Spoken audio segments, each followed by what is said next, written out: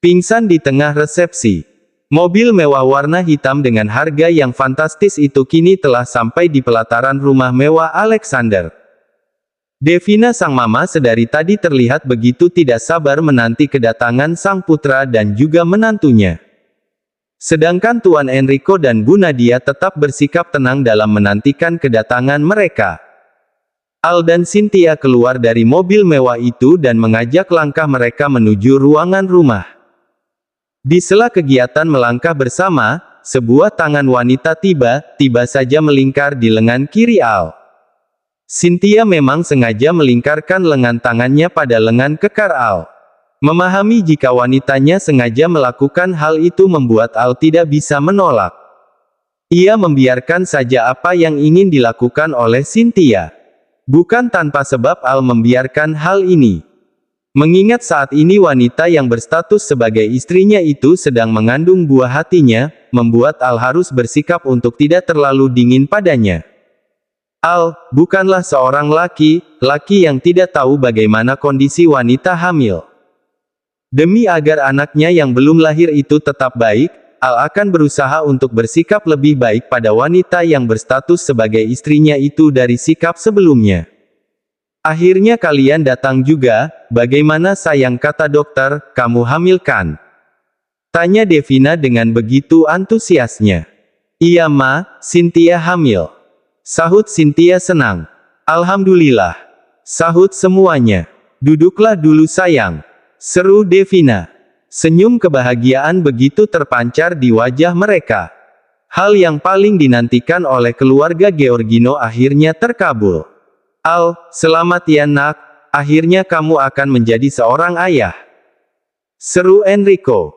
Terima kasih pak. Sahut Al. Al, mulai sekarang kamu harus lebih memperhatikan istri kamu Cynthia. Seru Devina. Al akan berusaha ma. Sahut Al. Baguslah kalau begitu nak. Sahut Enrico. Al, kamu dan Cynthia masih belum mengadakan resepsi pernikahan. Jadi mama ingin resepsi pernikahan kalian harus disegerakan, agar semua orang tahu kalau wanita cantik ini adalah istri kamu. Seru Devina. Iya ma, setelah Al mengetahui jika Cynthia hamil, Al sudah memutuskan kalau resepsi pernikahan akan dilakukan pada bulan-bulan depan di minggu akhir. Sahut Al. Baguslah kalau begitu sayang, lebih cepat lebih baik. Sahut Devina dan diangguki oleh semuanya. Dalam lubuk hati seorang ibu, Bu Nadia benar-benar merasa sangat terharu dan bersyukur. Dirinya tidak menyangka jika anaknya yang hanya seorang gadis desa yang tidak berasal dari keluarga kaya bisa diterima dan disayangi oleh keluarga yang apabila dibandingkan dengan keluarganya, maka keluarganya hanyalah bagaikan butiran debu. Entah kebaikan apa dulu yang pernah ia lakukan sehingga dipertemukan keluarga hebat seperti keluarga Georgino. Dalam hatinya Bu Nadia hanya bisa berdoa dan berharap agar putri semata wayangnya itu bisa terus hidup bahagia meski dirinya sudah tidak lagi ada untuk mendampingi putrinya. Tanpa terasa Bu Nadia meneteskan air matanya. Bu, ibu kenapa menangis? Tanya Cynthia. Tidak apa-apa nak, ini hanya air mata bahagia. Ibu bahagia karena putri ibu dianugerahi suami yang baik dan mertua yang sangat menyayangi putri ibu. Sahut Bu Nadia dengan penuh haru. Bu Nadia, tentu kami sangat menyayangi Cynthia, karena Cynthia adalah anak yang sangat baik, Cynthia adalah wanita terbaik untuk Al. Bahkan Cynthia mau menerima perbuatan buruk Al, yang belum tentu wanita lain akan mau menerimanya jika hal itu benar-benar terjadi. Sahut Devina tanpa ia sadari apa akibat dari perkataannya itu. Bu Nadia mengernyit tak paham.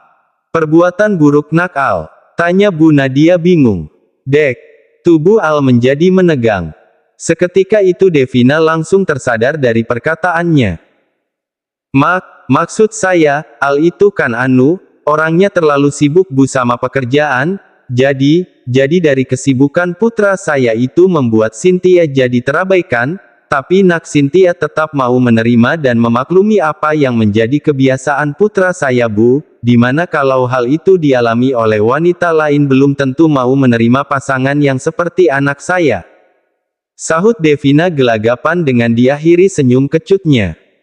Oh seperti itu, kalau hal itu bisa dimaklumilah Bu, kan Nakal adalah pemuda pekerja keras dan mengemban tanggung jawab besar, jadi wajar saja kalau Nakal sangat sibuk. Dan ya, kalau untuk soal ini insya Allah, putri saya bisa menerima dan memakluminya Bu. Sahut Bu Nadia. Al merasa lega, tubuh yang tadinya sempat menegang sekarang sudah rileks kembali. Hampir saja semuanya ketahuan. Sedangkan Enrico hanya bisa menggelengkan kepalanya melihat sikap istrinya yang terkadang hampir keceplosan. Begitu ingin agar kabar gembira tentang kehamilan putranya segera tersebar ke setiap penjuru yang ada di setiap sudut ruangan rumah mewah itu. Bu Nadia tak ingin melewatkan untuk memberi tahu kabar bahagia ini pada teman-teman yang dulu pernah seprofesi dengannya. Oh iya Bu Devina, Pak Enrico, saya permisi mau menemui keponakan dan juga teman-teman saya dulu, saya ingin membagi kabar bahagia ini pada mereka. Seru Bu Nadia. Baik Bu silahkan. Sahut Enrico dan Devina. Bu Nadia pun meninggalkan ruang utama dan menuju ke tempat di mana teman-teman seperjuangannya itu berada. Ibu, seru Bu Nadia setelah dirinya sampai di tempat itu. Iya, sahut Bu Ima, dan mereka semua pun menoleh. Ada apa Bu Nadia? Tanya Bu Ika. Saya punya kabar bahagia yang ingin saya bagikan kepada kalian. Serunya. Kabar bahagia apa Bu?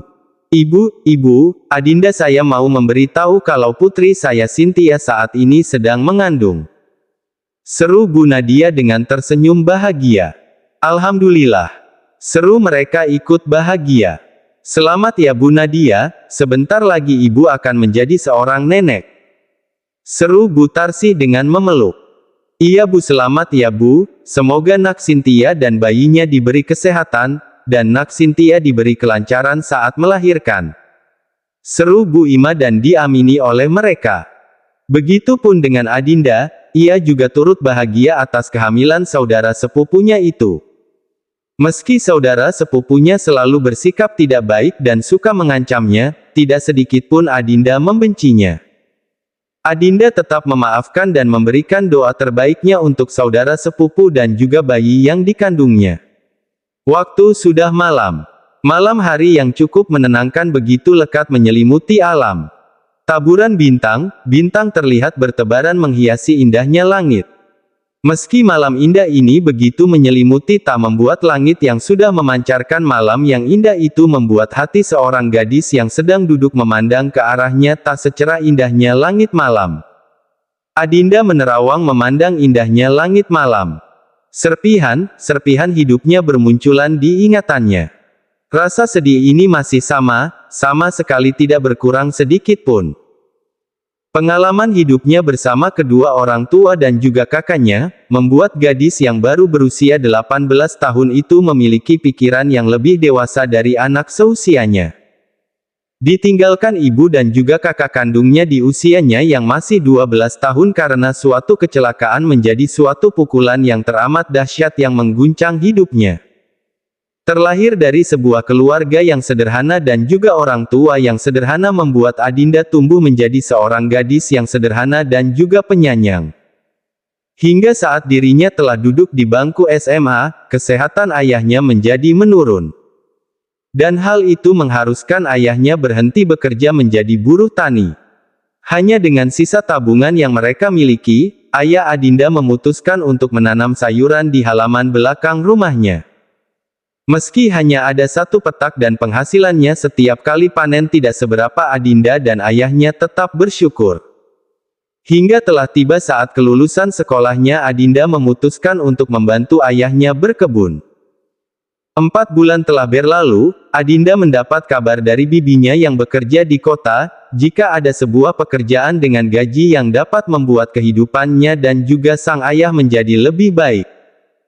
Awalnya terasa berat bagi Adinda untuk meninggalkan sang ayah seorang diri. Namun ayahnya memberikan semangat kepercayaan agar putrinya tidak merasa khawatir untuk meninggalkannya seorang diri. Adinda bekerja di kediaman Alexander atas ajakan bibinya. Di awal hari pertama dirinya bekerja, Adinda disambut dengan begitu baiknya oleh semua orang yang juga bekerja di sana.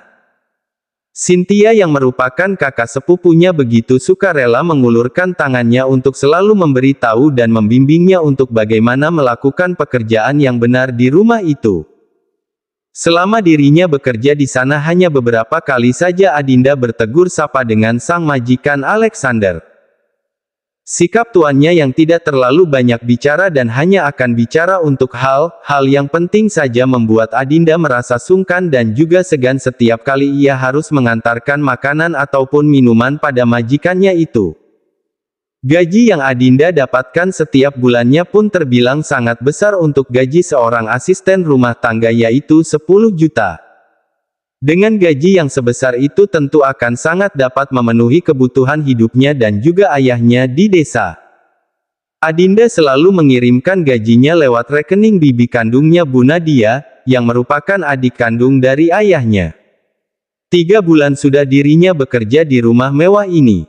Dan selama dirinya bekerja di rumah mewah milik majikannya, sekalipun tidak pernah ada sesuatu yang buruk yang terjadi padanya. Hingga pada suatu malam, Adinda terbangun dari tidurnya. Entah mengapa dirinya merasa sangat ingin minum. Adinda mencoba meraih botol minum yang memang selalu dirinya merasa haus di tengah malam. Namun sangat disayangkan, entah Adinda yang lupa mengisi botol minumannya atau memang sudah habis tidak ada air minum di botolnya itu. Karena hal itu pun mengharuskan Adinda untuk pergi-pergi ke dapur dan minum di sana. Adinda melangkah keluar dari kamarnya. Di saat langkahnya belum sampai di dapur tiba saja semua lampu di rumah itu padam. Adinda yang merasa dirinya sudah sangat haus tetap melangkah dan ingin minum. Setelah selesai menenggak 1 gelas air penuh, Adinda pun ingin kembali ke kamarnya. Namun di tengah-tengah langkahnya Adinda mendengar seperti ada suara Des*H*N yang terdengar seperti sedang menahan sakit. Suara itu begitu tidak asing di telinganya. Hingga pandangannya Adinda arahkan pada lantai atas di rumah mewah itu. Meski dalam keadaan gelap Adinda tetap bisa melihat dengan jelas. Terlihat di sana tuannya Al sedang memegangi kepalanya. Adinda yang merasa khawatir pun tanpa berpikir panjang ingin mendekati tuannya.